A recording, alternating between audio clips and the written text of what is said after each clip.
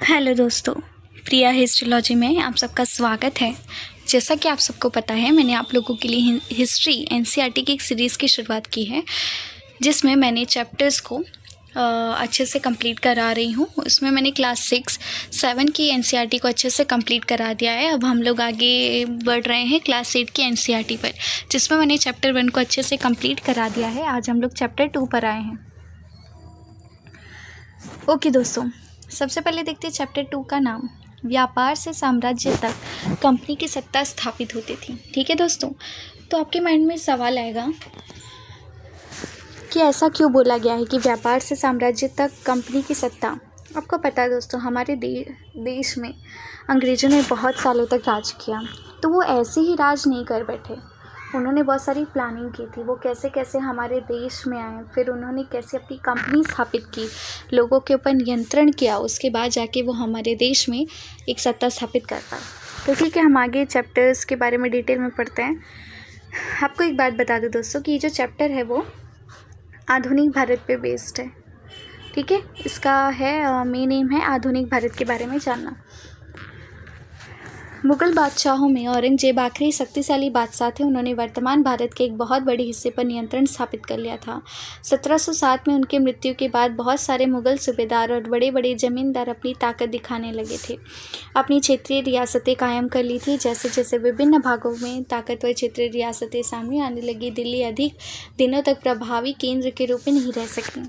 Okay दोस्तों, हमने पिछले चैप्टर्स में देखा है ना कि मुग़लों के लिए प्रभावशाली शक्तिशाली केंद्र था दिल्ली, क्योंकि वहीं पे सभी मुग़लों ने अपनी शासन स्थापित किया था, वहीं पे दिल्ली सल्तनत की स्थापना हुई थी। ओके दोस्तों, इधर से मैं आपसे एक क्वेश्चन पूछती हूँ कि दिल्ली सल्तनत में कौन कौन से शासक आए, सबका क्रम वाइज आप लोगों को कमेंट सेक्शन में लिखना है। और अगर आप मेरे प्रीवियस लेक्चर्स नहीं देखे हो तो मैं आप लोगों को रिकमेंड करूँगी कि सबसे पहले आप मेरे प्रीवियस जितने भी लेक्चर्स हैं सभी को देखिए, क्योंकि आपको एक लिंक पता चलेगा कि कैसे सभी चैप्टर्स एक दूसरे से जुड़े हुए हैं। जैसे कि क्लास 6 जो है वो एंशिएंट से रिलेट करता है, क्लास 7 जो है कुछ हद तक मिडिवल, और क्लास 8 मैंने बताया था मॉडर्न से रिलेट करता है। तो मैं आपसे रिक्वेस्ट करूँगी कि आप सबसे पहले मेरे पुराने जितने भी लेक्चर्स हैं सभी को बार बार देखिए, रिवाइज़ करिए, और मैं पूरी गारंटी देती हूँ कि आपको मेरे लेक्चर्स देखने के बाद कहीं से कहाँ तक कोई भी प्रॉब्लम नहीं आएगी, कोई भी समस्या नहीं होगी। तो क्या बताया है आपको, सबसे पहले याद रखना है इसमें क्वेश्चन कि सबसे अंतिम मुग़ल शासक कौन था। तो सबसे अंतिम था औरंगजेब, जिसकी मृत्यु होती है 1707 में। और जैसे औरंगजेब की मृत्यु हुई, आपको पता है ना, औरंगजेब बहुत क्रूर शासक था। जैसे ही उसकी मृत्यु हुई, फिर हमने देखा कि बहुत कम ऐसे शासक थे जिन्होंने मुग़ल शासन स्थापित करने में सफलता हासिल की।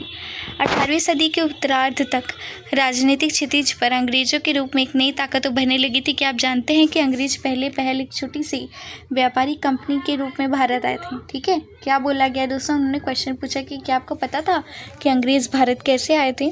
तो इसका आंसर है, अंग्रेज़ जब आए थे तो सबसे पहले एक छोटी सी व्यापारी कंपनी लेके आए थे, और यहाँ के इलाकों पर कब्जे में उनकी ज़्यादा दिलचस्पी नहीं थी। तो फिर ऐसा कैसे हुआ कि एक दिन वे विशाल साम्राज्य के स्वामी बन बैठे। इस अध्याय में आप देखेंगे कि कैसे हुआ। ठीक है दोस्तों, ये क्वेश्चन आपके दिमाग में भी आना चाहिए कि अंग्रेज़ तो एक छोटी सी कंपनी स्थापित करने आए थे, तो कंपनी स्थापित करने से ले करके उन्होंने कैसे अचानक से इतनी बड़ी सत्ता स्थापित कर दी। कैसे उन्होंने भारत पे 150 साल, उससे भी ज़्यादा उन्होंने 200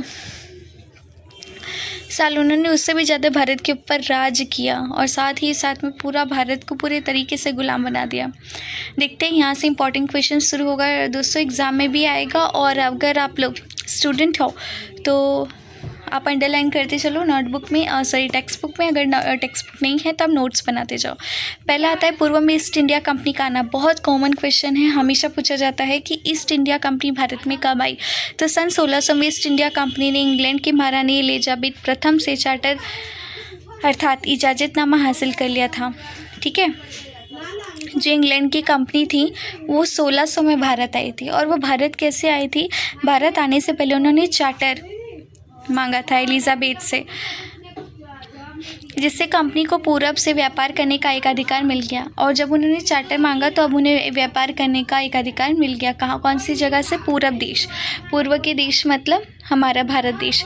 इस इजाज़तनामे का मतलब यह था कि इंग्लैंड की कोई और व्यापारी कंपनी इस इलाके में ईस्ट इंडिया कंपनी से होड़ नहीं कर सकती थी। ठीक है, ये चार्टर मांगना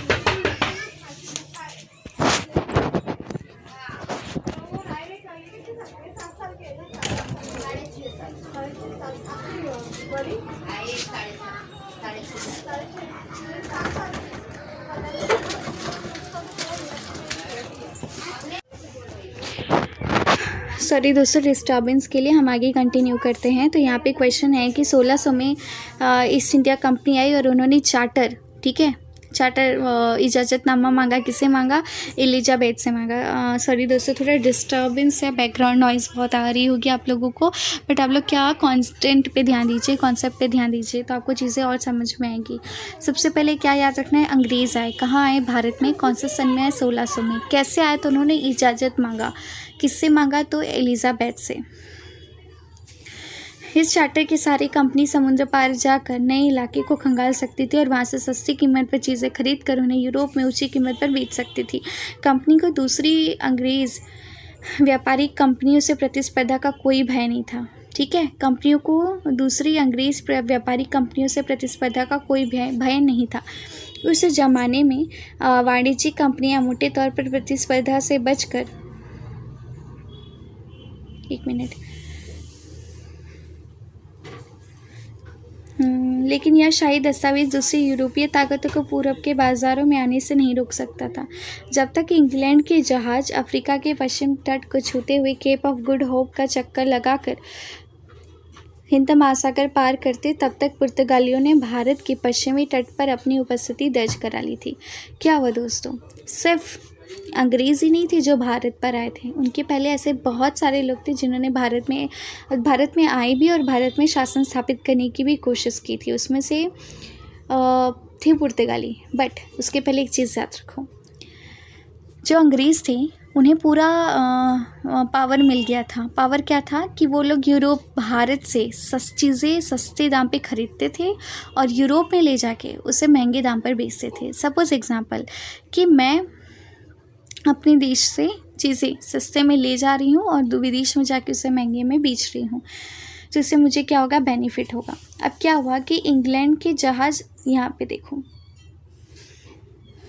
इंग्लैंड के जहाज़ अफ्रीका के पश्चिम तट को छूते हुए केप ऑफ गुड होप का चक्कर लगाकर हिंद महासागर को पार करते।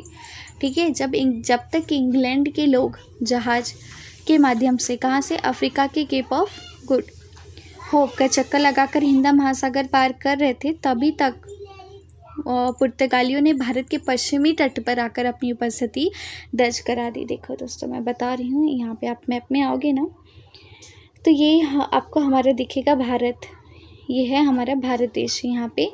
तो जब तक अफ्रीका, ये है अफ्रीका, ठीक है, ये अफ्रीका का केप ऑफ गुड होप का चक्कर लगा के इंग्लैंड के लोग आते, तब तक यहाँ से पुर्तगालियों ने अपनी सत्ता जो है बम्बई में, गोवा में स्थापित कर दी थी।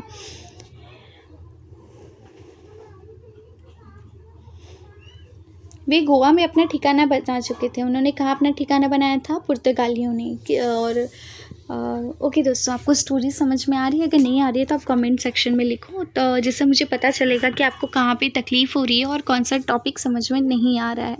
इतना यह स्टोरी क्या है कि अंग्रेज़ों ने क्या किया? 1600 में चार्टर मांगा की इजाज़त मांगी। उसके बाद भारत में आए, व्यापार करना शुरू किए। व्यापार करने का उनका शॉर्ट तरीका था कि चीज़ें सस्ती दाम में ख़रीदो और महंगे दाम में ले जाके विदेशों में, यूरोप में बेचो, ये उनका फंडा था।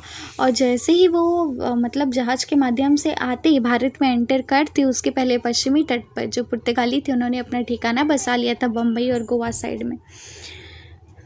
फिर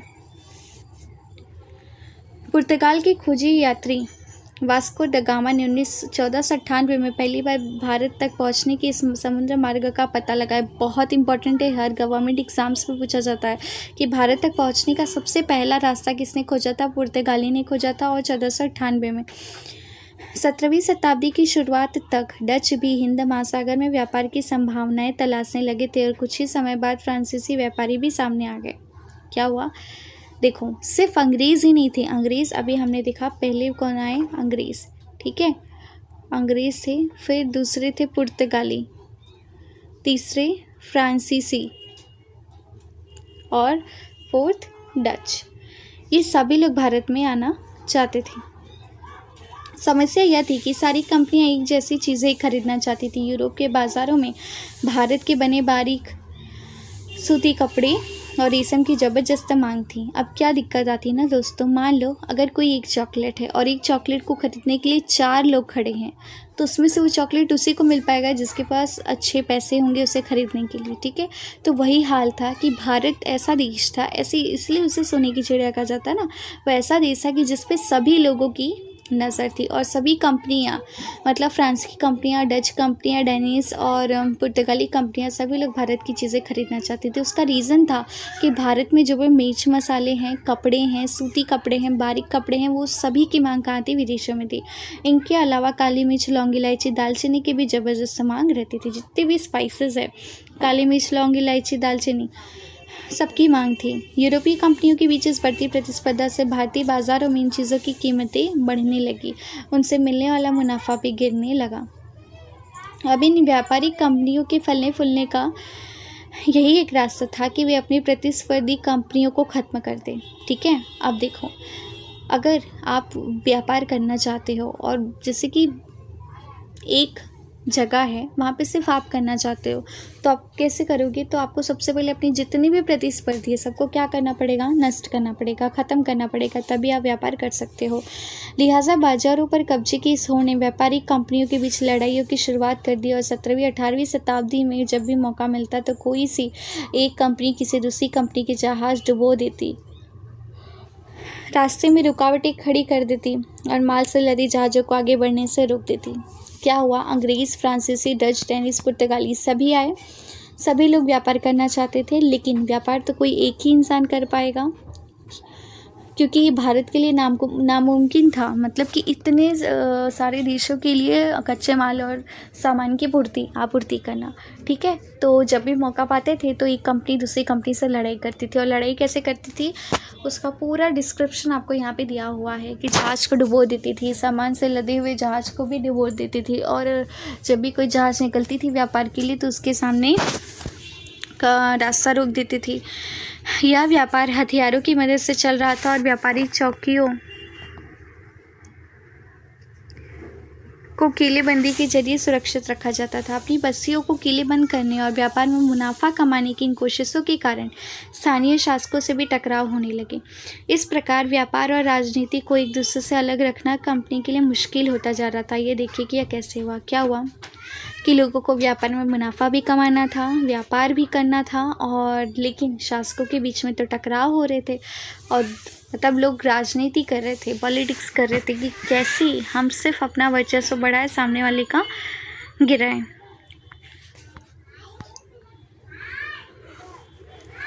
ठीक है दोस्तों, आई होप आपको चीज़ें बहुत अच्छे से समझ में आ रही होंगी। बहुत बड़ा चैप्टर है बट बहुत अच्छा चैप्टर है। मैं इसे धीरे धीरे पढ़ाऊँगी आराम से, ताकि आपको सारी चीज़ें समझ में आए। देख सकते होंगे ये चैप्टर कितना बड़ा है।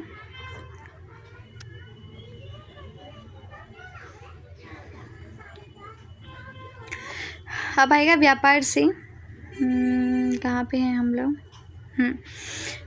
ईस्ट इंडिया कंपनी बंगाल में व्यापार शुरू करती है। ओके, ईस्ट इंडिया कंपनी ने व्यापार कहाँ शुरू किया? बंगाल में। उसके भी बहुत सारे रीज़न है कि बंगाल में क्यों किया। पहली इंग्लिश फैक्ट्री 1651 में हुगली नदी के किनारे शुरू हुई। कंपनी के व्यापारी यहाँ से अपना काम चलाते थे। इन व्यापारियों को उस ज़माने में फैक्टर कहा जाता था, और इस फैक्ट्री में वेयर हाउस था जहाँ निर्यात होने वाली चीज़ों को जमा किया जाता था। इस फैक्ट्री में वेयर हाउस था जहाँ निर्यात होने वाली चीज़ों को जमा किया जाता था। ठीक है, फैक्ट्री में क्या था? Ware house. वेयर हाउस को कहते हैं गोदाम, जहाँ पे चीज़ें माल सामान जमा करते हैं। यहीं पर उसके दफ्तर थे जिनमें कंपनी के अफसर बैठते थे।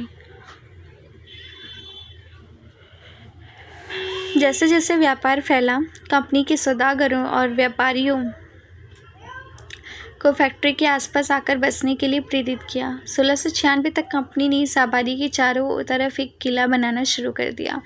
क्या हुआ, जैसे कंपनी को थोड़ी जगह मिली व्यापार स्थापित करने के लिए, फैक्ट्री स्थापित करने के लिए, फिर उन्होंने उसके चारों ओर क्या कर दी, किलेबंदी कर दी। 2 साल बाद उसने मुगल अफसरों को रिश्वत देकर 3 गाँव की ज़मींदारी भी खरीद ली। देख रहे हो दोस्तों, धीरे धीरे वो कैसे अपना दिमाग लगा रहे हैं। पहले छोटी सी व्यापार लेके आए थे, कंपनी लेके आए थे, कंपनी से मुनाफा मिला उस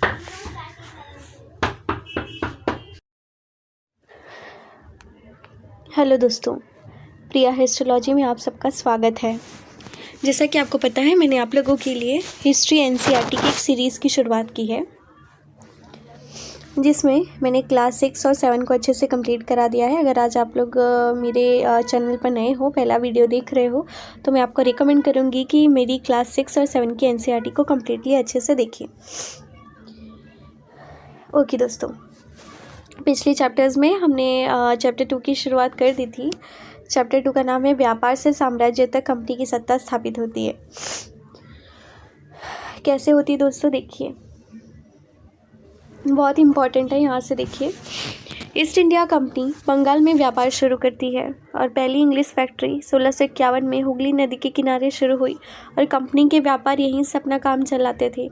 इन व्यापारियों को उस ज़माने में फैक्टर कहा जाता था। ठीक है दोस्तों, सबसे पहले किसने 1651 में हुगली नदी के किनारे ईस्ट इंडिया कंपनी की स्थापना की गई थी और उन्होंने अपनी फैक्ट्री वही स्थापित की थी। और जिन्होंने फैक्ट्री स्थापित की थी उन्हें फैक्टर कहा जाता है। इस फैक्ट्री में वेयर हाउस था जहां निर्यात होने वाली चीज़ों को जमा किया जाता था। यहीं पर उसके दफ्तर थे जिनमें कंपनी के अफसर बैठते थे और जैसे जैसे व्यापार फैला, कंपनी ने सौदागरों और व्यापारियों को फैक्ट्री के आसपास आकर बसने के लिए प्रेरित किया। 1696 तक कंपनी ने इस आबादी के चारों तरफ एक किला बनाना शुरू कर दिया था। 2 साल बाद उसने मुगल अफसरों को रिश्वत देकर 3 गाँवों की ज़मींदारी भी खरीद ली थी। इनमें से एक गाँव का नाम था कालीकाता था, जो बाद में कलकत्ता बना। अब इसे कोलकाता कहा जाता है। कंपनी ने मुगल सम्राट औरंगजेब को इस बात के लिए भी तैयार कर लिया कि वह कंपनी को बिना शुल्क चुकाए व्यापार का फरमान जारी कर दे। देखो दोस्तों, क्या होता है, 1651 में 1651 में क्या हुआ कि व्यापारियों ने ना अपनी कंपनी स्थापित कर दी। मैं आपको शॉर्ट में कहानी की तरह बताती हूँ। 1651 में हुगली नदी के किनारे जो भी व्यापारी थे उन्होंने अपनी कंपनी स्थापित कर दी। फिर कुछ समय बाद उन्होंने क्या किया, जो कंपनी था ना उसमें कुछ लोगों को अपॉइंट करना शुरू कर दिया और वहाँ से एक लाभ जनरेट करना शुरू कर दिया। फिर उन्होंने कुछ दिन बाद उस किले की, या वो कंपनी जो थी उसकी क्या कर दी, किलेबंदी कर दी, उसे चारों तरफ से घेर लिया। फिर उन्होंने देखो वो कैसे आगे बढ़ते गए धीरे धीरे। फिर उन्होंने दूसरा तरीका अपनाया कि वहाँ के ये ज़मींदार से उन्होंने 3 गाँव की ज़मींदारी खरीद ली, जिसमें से पहला था कलिकाता। देखो यहाँ पे लिखा है कालीकाता, जो बाद में क्या बना, कलकत्ता, आपने सुना होगा, और अब हम इसे कहते हैं कोलकाता। फिर बाद में ये जो अंग्रेज़ थी या कंपनी थी, जो कंपनी थी, उसने मुगल सम्राट औरंगजेब से भी ये भी फरमान जारी करवा लिया कि हम व्यापार करेंगे लेकिन आपको कोई भी शुल्क नहीं देंगे। कंपनी ज़्यादा से ज़्यादा रियासतें हासिल करने और पहले से मजबूत अधिकारियों का ज़्यादा से ज़्यादा फ़ायदा उठाने में लगी हुई थी। उदाहरण के लिए औरंगजेब के फरमान से केवल कंपनी को इस शुल्क मुक्त व्यापार का अधिकार मिला था। कंपनी के जो अफसर निजी तौर पर व्यापार चलाते उन्हें यह छूट नहीं थी, लेकिन उन्होंने भी शुल्क चुकाने से इनकार कर दिया। इससे बंगाल में राजस्व वसूली बहुत कम हो गई और ऐसे में भला बंगाल के नवाब मुर्शिद कुली खां विरोध क्यों नहीं करते। देखो, अब आप देखोगे कंपनी क्या ना धीरे धीरे अपना व्यापार बढ़ाती गई। उन्होंने लोगों को रिश्वतें दी और ज़्यादा से ज़्यादा रियासतें उनसे खरीदने की कोशिश की।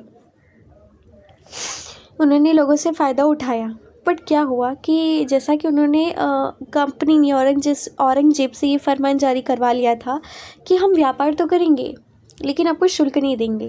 देखिए दोस्तों, मैं आपको चीज़ बताती हूँ। कोई स्कूल है, ठीक है, वो बच्चों को पढ़ा रही है लेकिन फ़ीस नहीं ले रही है, तो अगर वो फ़ीस नहीं लेगी तो वो कैसे बच्चों को पढ़ा पाएगी। मतलब बच्चों को पढ़ाने के लिए टीचर्स की ज़रूरत पड़ेगी, तो उनको सैलरी देनी पड़ेगी, फिर क्लासरूम अच्छा होना चाहिए, बेंचेस होनी चाहिए, सारी चीज़ें होनी चाहिए। तो पढ़ाने के बदले में उन्हें क्या लेना चाहिए स्टूडेंट से? फ़ीस।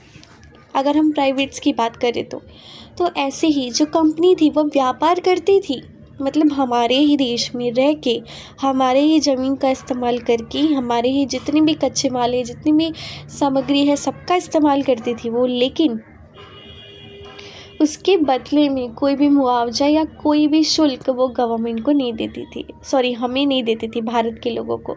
और इसका इम्पैक्ट क्या पड़ा कि कुछ टाइम ऐसा आया ना कि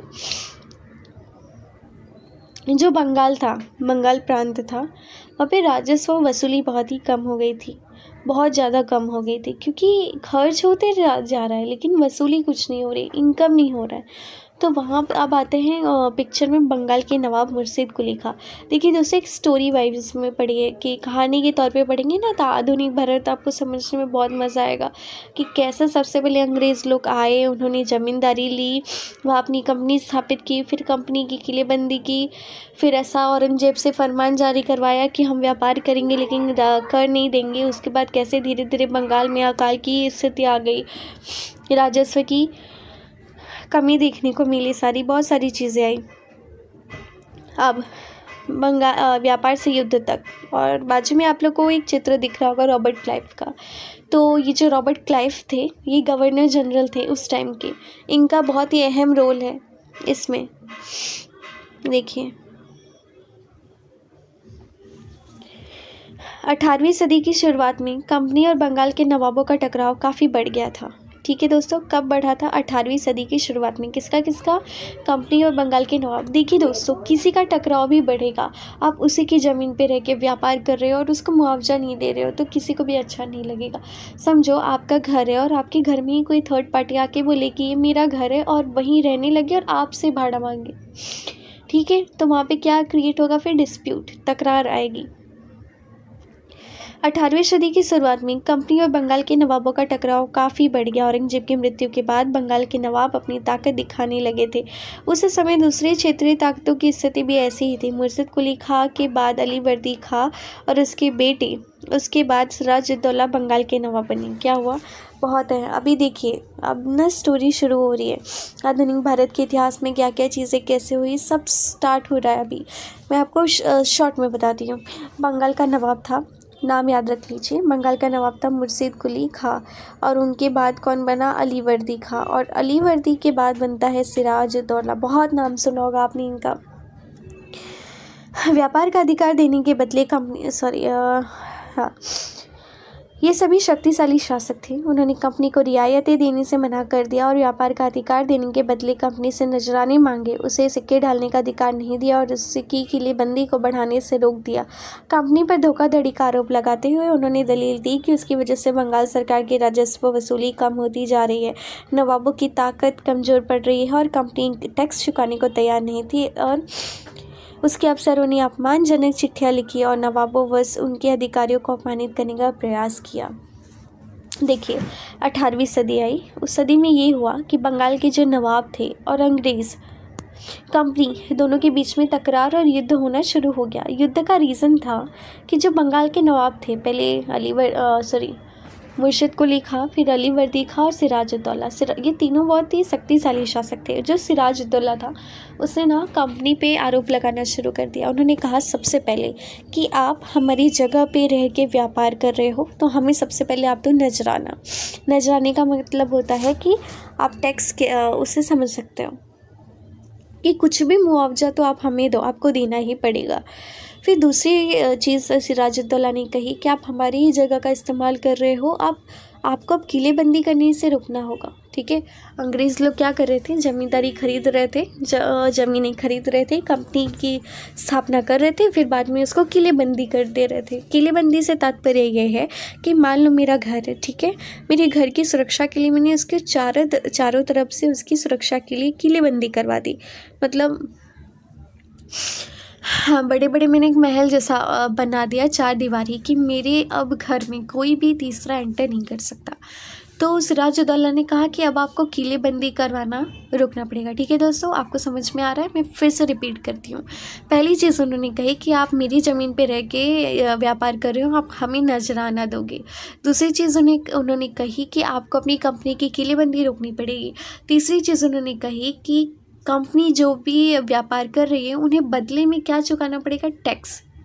ठीक है, क्योंकि आप हमारे देश में रह के व्यापार कर रहे हो, हमसे मुनाफा कमा रहे हो, तो आपको बदले में हमें क्या देना पड़ेगा? टैक्स देना पड़ेगा, कर देना पड़ेगा। उसके बाद में उन्होंने कहा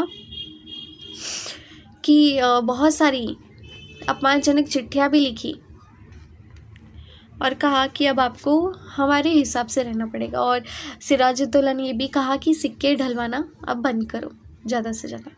अब कंपनी क्या रिप्लाई देती है देखो यहाँ से।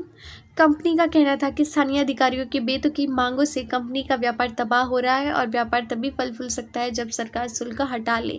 और कंपनी को इस बात का भी यकीन था कि अपना व्यापार फैलाने के लिए उसे आबादी बढ़ानी होगी और गांव खरीदने होंगे और किलों का पूरा निर्माण करना होगा। ये टकराव दिनों दिन गंभीर होते गए और अंततः इन टकराव की परिणति प्लासी के युद्ध के रूप में हुई। क्या हुआ? सिराजुद्दौला ने तो अपनी बातें रख दी। कंपनी ने कहा कि बंगाल के नवाब की ये जो बेतुकी बातें हैं, ये जो उनकी बेतुके भरे मांग है, उस मांग को पूरा करते करते तो हमारी कंपनी क्या हो जाएगी? तबाह हो जाएगी। और हमें अपनी कंपनी को तबाह नहीं करना है, कंपनी को बढ़ाना है, क्योंकि हमें इसका विस्तार करना है और किलीबंदी करनी है। इसीलिए हम अपने हिसाब से काम करेंगे, हम शुल्क नहीं देंगे, ज़्यादा शुल्क नहीं देंगे, अपनी कंपनी का विस्तार भी करेंगे और किलेबंदी भी करेंगे। तो परिणाम स्वरूप यही हुआ दोस्तों कि दोनों जो भी थे, बंगाल के नवाब और कंपनी, दोनों के बीच में क्या होने लगा? टकराव। इसका परिणाम हुआ प्लासी का युद्ध। सबसे पहला युद्ध माना जाता है कौन सा दोस्तों? प्लासी का युद्ध। बहुत इंपॉर्टेंट एग्जाम में पूछा जाएगा। टेक्स्ट बुक है तो अंडरलाइन करो, नोटबुक है तो नोट्स बनाओ। मैं आपसे बस ये रिक्वेस्ट कर सकती हूँ कि आप नोट्स बनाते चलिए, आपको एग्ज़ाम में पढ़ने वक्त बहुत काम आएगा। देखिए दोस्तों, बहुत इंपॉर्टेंट चैप्टर्स चल रहा है आधुनिक भारत का इतिहास। आप पढ़ोगे, आपको आगे भी काम आएगा। बस आपको एक चीज़ करना है, मेरे लेक्चर्स को क्या करना है? लाइक करना है, शेयर करना है और सब्सक्राइब करना है। ज़्यादा से ज़्यादा शेयर करिए दोस्तों, क्योंकि आप बाहर ये NCERT का कोर्स पढ़ने जाएंगे ना, आपको 60-70,000 कोर्स पैसे पे करने पड़ेंगे। उसके बावजूद शायद आपको ऐसे कंटेंट ना मिले, स्टोरी वाइज में ना मिले। इसलिए आपसे बस एक ही हेल्प है कि और होप है कि आप मेरे लेक्चर्स को लाइक करें और शेयर करें और ज़्यादा से ज़्यादा लाइक करें, सब्सक्राइब करें और ज़्यादा से ज़्यादा शेयर करें। 1756 में अली वर्दी खान की मृत्यु के बाद सिराजुद्दौला बंगाल के नवाब बने। ठीक है, 1756 में किसकी मृत्यु हुई? अली वर्दी खान की। याद रखो। फिर कौन बना? सिराजुद्दौला। कंपनी को सिराजुद्दौला की ताकत से काफ़ी भय था।